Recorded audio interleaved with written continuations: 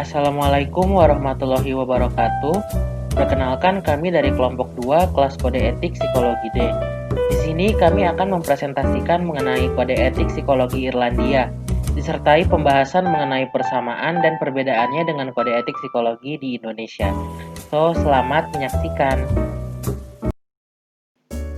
Sebelum masuk kepada intinya, saya akan menjelaskan mengenai sekilas tentang kode etik psikologi di Irlandia. Kode etik psikologi di negara Irlandia diatur oleh sebuah organisasi resmi bernama Psychological Society of Ireland atau PSI. PSI menaungi para pelaku psikologi seperti peneliti, pendidik, ahli diagnosa, psikoterapis, konsultan, dan saksi ahli di wilayah negara Irlandia. Para pelaku psikologi di wilayah Irlandia harus patuh dan tunduk atas hukum yang berlaku dalam kode etik yang dibuat oleh PSI. Jika terjadi pelanggaran, para pelaku psikologi harus terbuka untuk diperiksa di pengadilan di negara Irlandia. Dalam melakukan pekerjaannya, para pelaku psikologi di negara Irlandia harus menggunakan prosedur formal untuk menjalankan aspek etika dalam pekerjaan mereka setiap hari. Selanjutnya, secara garis besar, kode etik psikologi di Irlandia terbagi atas 4 prinsip. Kalau di kode etik Indonesia sendiri disebutnya sebagai pasal. Kalau di kode etik Irlandia disebutnya sebagai prinsip. Prinsipnya ada 4. Yang prinsip pertama yaitu menghormati hak dan martabat orang tersebut atau klien. Para psikolog harus memperlakukan klien mereka sebagai orang yang memiliki nilai intrinsik dengan hak menentukan prioritas mereka sendiri, di mana mereka menghormati martabat klien serta memperhatikan nilai-nilai moral dan budaya mereka. Psikolog juga harus berhati-hati untuk tidak mengganggu privasi klien secara tidak tepat. Selain itu, mereka harus menjaga rahasia semua informasi termasuk lisan, verbal, tertulis, dan elektronik yang diperoleh selama bekerja, kecuali jika bersangkutan dengan hukum, sehingga mewajibkan pengungkapan. Sejauh ini, mungkin mereka harus memastikan bahwa klien memahami dan menyetujui tindakan profesional apapun yang mereka lakukan. Selanjutnya, prinsip kedua, yaitu kompetensi.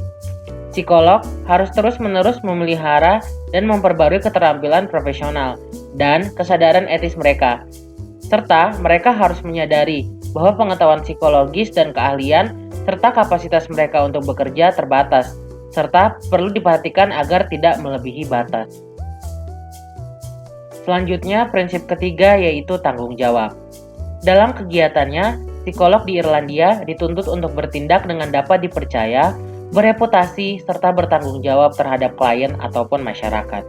Mereka harus menghindari tindakan merugikan klien dan peserta penelitian, serta berupaya mencegah kerugian yang disebabkan oleh orang lain. Mereka juga perlu bekerja sama dengan kolega dan profesional lainnya guna memastikan layanan terbaik untuk klien. Kemudian, mereka harus memastikan bahwa orang yang mereka awasi bertindak secara etis. Dalam penelitian dengan hewan, mereka harus berhati-hati dalam memperlakukan hewan secara wajar dan manusiawi. Selanjutnya ada prinsip keempat yaitu integritas. Psikolog harus jujur dan akurat dalam kualifikasinya. Efektivitas layanan yang mereka tawarkan, serta temuan penelitian mereka. Mereka mampu mengelola stres pribadi mereka dengan baik agar kesehatan mental mereka juga terus terjaga, tidak hanya menjaga kesehatan mental klien. Mereka juga harus memperlakukan orang lain secara adil, terbuka, dan lugas, menjaga komitmen profesional, serta bertindak untuk menjelaskan kebingungan apapun terkait peran dan tanggung jawab mereka. Mereka harus menghindari penggunaan penipuan dengan partisipan penelitian, serta tidak boleh mengeksploitasi klien secara seksual ataupun secara lainnya. Dan mereka harus secara aktif menangani konflik kepentingan. Mereka harus mengambil tindakan terhadap perilaku berbahaya atau tidak etis pada rekan kerja atau anggota profesi lainnya. Selanjutnya ada perbedaan serta persamaan kode etik psikologi Irlandia dan Indonesia yang akan dijelaskan oleh teman-teman saya dari kelompok 2. Perbedaan kode etik psikologi Irlandia dengan kode etik psikologi Indonesia. Yang pertama, Irlandia membahas pasal kode etik secara garis besar, yaitu 4 pasal, masih secara general. Yang kedua, Irlandia menghindari membuat perjanjian atau kontrak yang mungkin mengharuskan mereka untuk melanggar. Yang ketiga, Irlandia melakukan studi percontohan untuk menentukan efek dari semua prosedur dan teknik baru yang mungkin membawa beberapa resiko, sebelum mempertimbangkan penggunaannya dalam skala yang lebih luas. Yang keempat, Irlandia menolak untuk menasihati, melatih, atau memberikan informasi kepada siapapun yang menurut penilaian mereka akan menggunakan pengetahuan atau keterampilan untuk merugikan orang lain atau melanggar hak asasi manusia. Yang kelima, jumlah pasal dan halaman lebih banyak yang dimiliki Indonesia dibandingkan Irlandia. Irlandia memiliki 4 pasal dan 21 halaman, sedangkan di Indonesia memiliki 80 pasal dan 132 halaman.